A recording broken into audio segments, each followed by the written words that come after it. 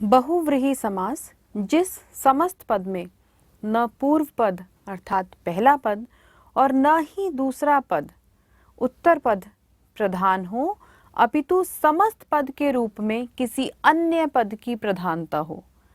यानी कि पहला पद और दूसरा पद मिलने पर भी जब समस्त पद बन रहा है तो वो समस्त पद उन दोनों पदों के विषय में ना होकर किसी अन्य के लिए बात कर रहा हो, वहाँ बहुव्रीहि समास होता है।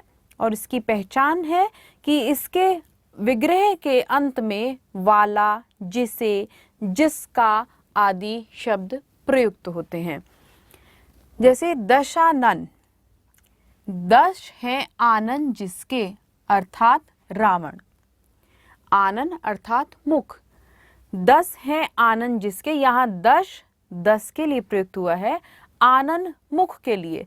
अब 10 मुख की बात ना होकर हम चर्चा कर रहे हैं यहाँ रावण के विषय में, तो समस्त पद बनने पर दशानन जो समस्त पद है वो उसका हम विग्रह करके देख रहे हैं, वहाँ प्रधानता उस 10 मुख की ना होकर रावण की विशेषता बताई जा रही है, रावण के विषय में बताया जा रहा है, तो ये प्रधानता यहाँ रावण की दिखाई जा रही है। इसी प्रकार गजानन, गज के समान आनन वाला, गज अर्थात हाथी, हम हाथी के समान आनन वाला, मुख वाला अर्थात गणेश, गणेश की बात हो रही है, यहाँ प्रधानता के रूप में गणेश है।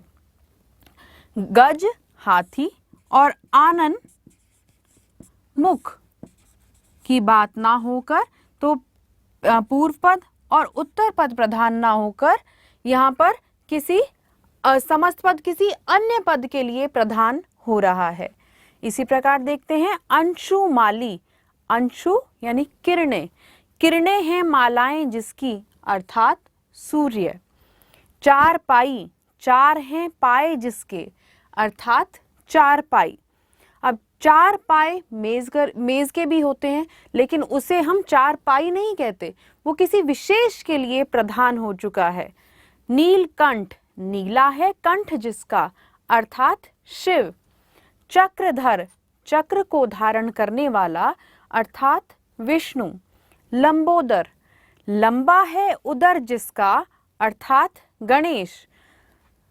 तिरंगा, 3 रंगों वाला अर्थात भारत का राष्ट्र ध्वज, भारत के राष्ट्र ध्वज के लिए तिरंगा शब्द प्रयोग हो रहा है, ना कि कहीं पर भी 3 रंग हैं तो उसे हम तिरंगा ना कहकर एक विशेष के लिए वो प्रयोग किया जा रहा है। पीतांबर, पीत है अंबर जिसके अर्थात श्री कृष्ण, पीत अर्थात पीला, पीले हैं वस्त्र जिसके अर्थात श्री कृष्ण, तो श्री कृष्ण की प्रधानता यहाँ बताई जा रही है। मृग लोचन, मृग जैसे लोचन हैं जिसके, मृग अर्थात हिरण, हिरण जैसी आंखें हैं जिसकी अर्थात स्त्री विशेष, विशेष स्त्री की बात हो रही है। अल्प बुद्धि, अल्प है बुद्धि जिसकी अर्थात व्यक्ति विशेष के विषय में चर्चा की जा रही है। इस प्रकार ये बहुव्रीहि समास है।